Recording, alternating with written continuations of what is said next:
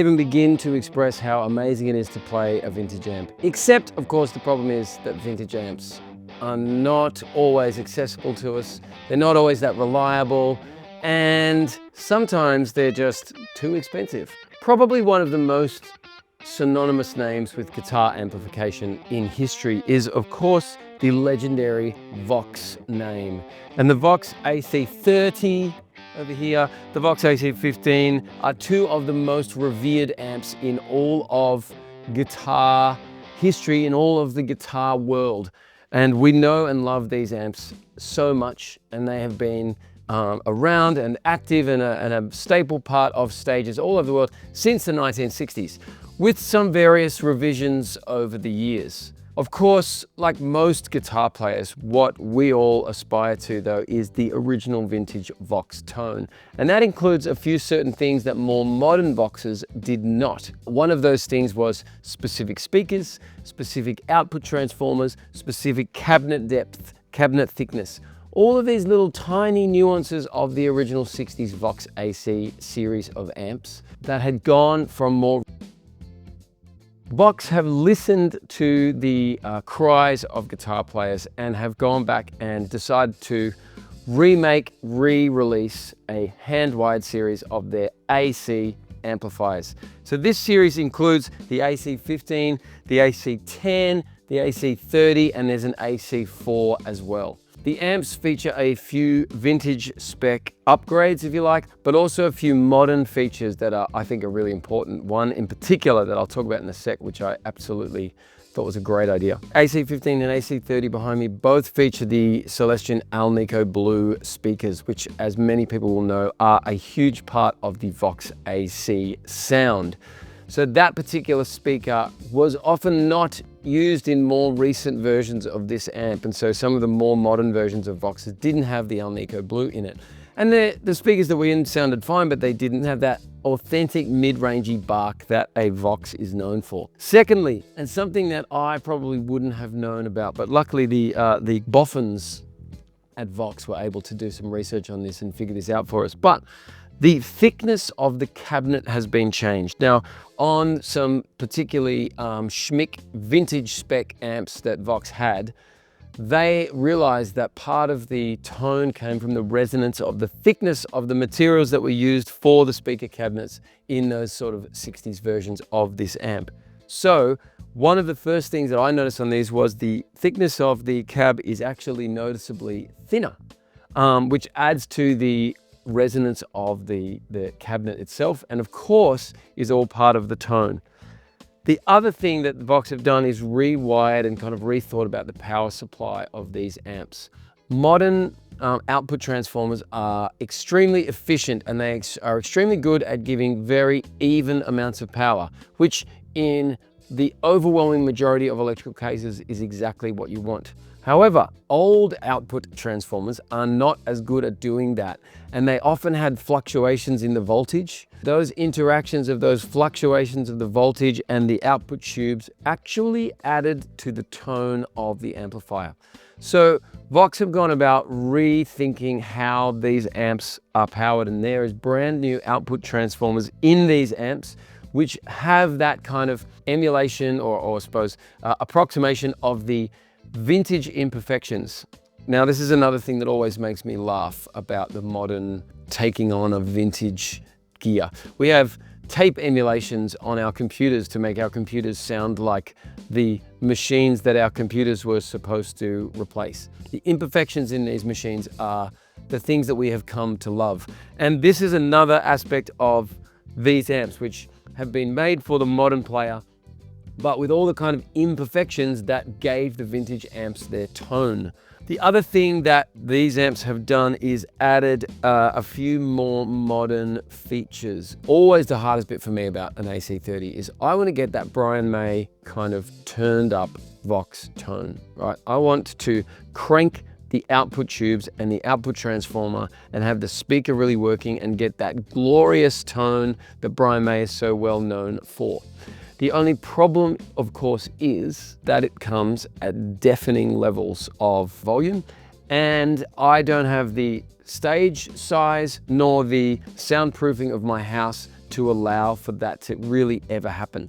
And it was always a difficult thing about using any AC30 or AC15 is I just could never get it to where it sounded like in my head it was supposed to. A lot of us then went to emulations for exactly that reason, because we could turn up the emulation and get it to sound like we thought these were supposed to sound like. What we couldn't do with previous iterations of an AC series amp was take the output of the amp and run it into an attenuator or run it directly into a cab sim or a reactive load box and into a computer, because it didn't have an output that disconnected the main speaker in the amp. These versions of these AC series do include that, so you can actually disengage the speaker in the cabinet itself and use this with either an attenuator in between, or of course running directly into your recording interface, which again, in the modern world and in modern quiet situations and quiet stages, that's an incredibly good feature to add on these amps. So you get all of the vintage charm with some of those modern features as well.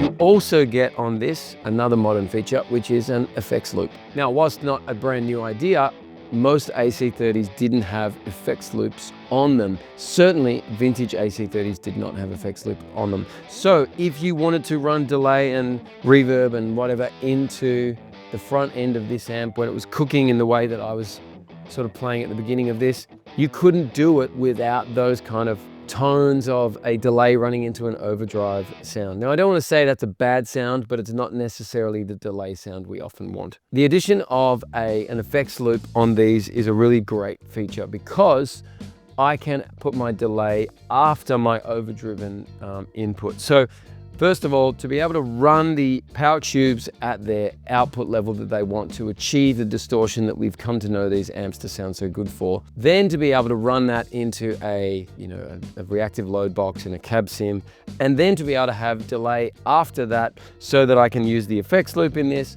is just a great way to make these amps even more modern player friendly. And I think that's something that, whilst Vox of course keep making this amazingly good amp, they really are known for this one sort of amp. So if you really wanted to just keep putting out the same thing, they could probably do that and get away with it because of the history of the amp.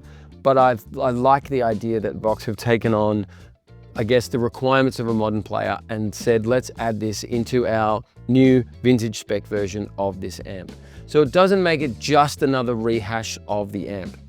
The other fact that these are hand-wired where they are does mean that the price point is actually relatively reasonable. There's a lot of good things that Vox are ticking here in terms of being able to have a hand-wired amp that's accessible to most players with all of the modern features that most players have come to expect from guitar amps. A couple of things that I was disappointed to see, well, one in particular, is that neither the AC15 nor the AC30 have the tremolo circuit in them. And whilst certainly not a deal breaker because these amps do sound so good, it was slightly disappointing because I do really love the sound of the big reverb of the AC30 and AC15 running into, well, certainly into the 30 running into the tremolo circuit.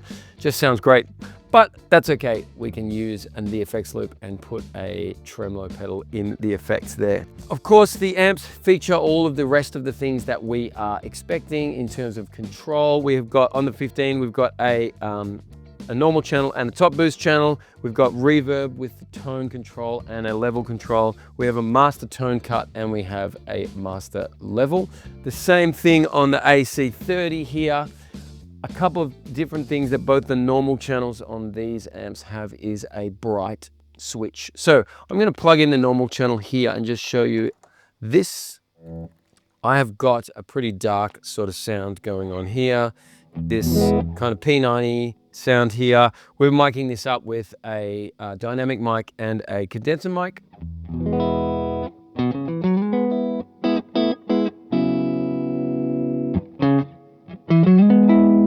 So if I darken that sound a bit, I can flick this bright switch on, and it's very subtle, but it does add a nice little bit of top end to it. So let's have a listen here.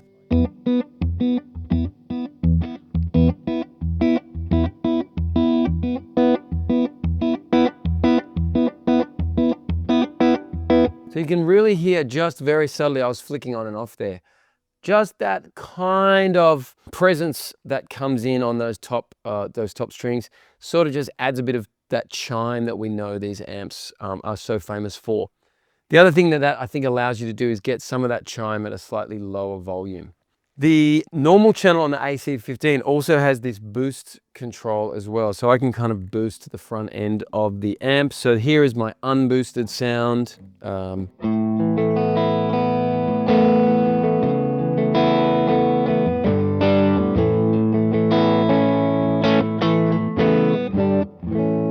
then if I engage the boost,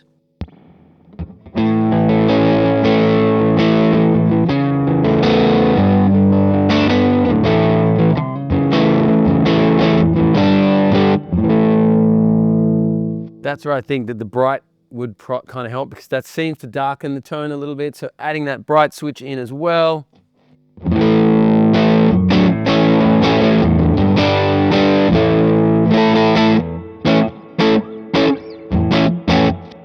Which is a really great kind of slightly different overdrive tone to what the top boost can add. But of course, we know that the Vox's top boost channel is a famous kind of beautiful singing overdrive. And that was the tone that I had at the beginning of this video, which is pretty much the volume up about 2/3 of the way and the 2 EQs at about 12 o'clock. And it sounds glorious, to be honest.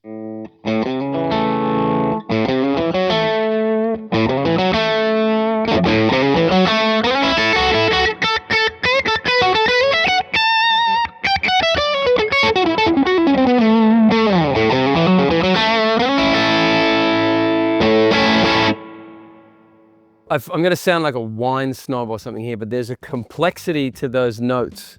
You know, as I sniff my glass there, there's a complexity to those notes that is really something to behold. It's a beautiful mix of all of the bright, distorted top end, as well as body and depth and all of those superlatives that we have come to use to describe guitar amps. This is really, being able to crank it up in this room too, it's a beautiful, beautiful tone.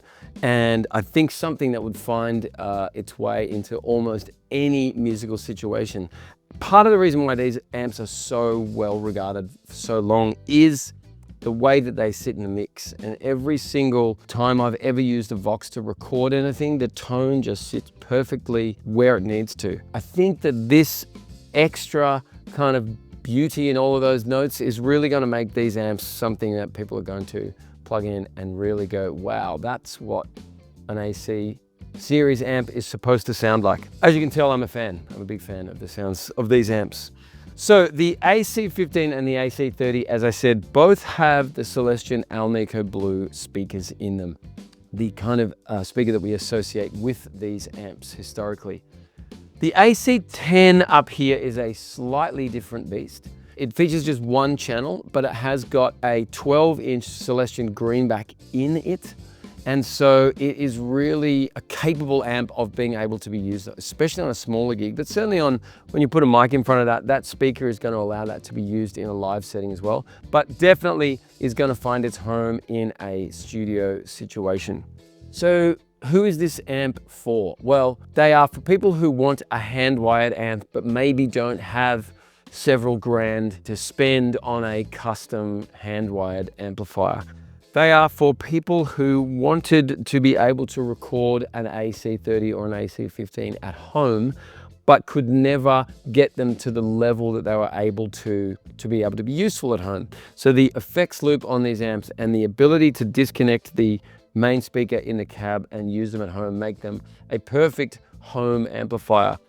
And surprisingly, well, maybe unsurprisingly, I actually found, especially this AC15, all the way through its range, like volume-wise, it sounded really good. It obviously sounds absolutely wonderful when I'm cranking it here, and it's not even ridiculous levels at the moment, but even when it's at kind of home levels, it still sounds really great. And I think that that's testament to all of these little nuances that Vox have picked up on and said, well, this cabinet thickness, that output transformer, this speaker, these tubes, all of the interactions of all of these things are extremely important to the Vox tone as we know it. And they've put them all together and honestly have made a truly excellent sounding product. And something that if they weren't so big, I might try and put in my back pocket and run off with today. As I mentioned earlier, the only real issue that I have with these series is that they don't have the trem circuit in the amp. But that I can definitely live with for the tone. The other aspect, of course, is the AC30 sounds amazing. They've done an incredible job of making it sound vintage without the vintage price tag or unreliability issues. They have not, however, been able to do anything about the weight of an AC30, and it is still a very heavy amp, there's no doubt about it. So again, not necessarily a deal breaker, but definitely something that the modern, player who's probably darting between lots of different kicks may not have the back strength or the energy to lift an AC30 around to lots of gigs. But for me, that's where this AC15 comes in, and this would be easily loud enough to gig with, easily quiet enough to record and play with at home, and is an absolutely killer amp with that extra boost feature on the normal channel that this has that the AC30 doesn't. For me, this new hand-wired AC15 is an absolute winner. These amps are really hard to find at the moment, but I have it on very good authority that sometime in the middle of this year, they are going to be much more available. They are 100% worth your time to go and check out. They're a really beautiful sounding amp. As always, let us know in the comments what you reckon if you're excited about these amps. And thanks for watching Noisegate. See you next time.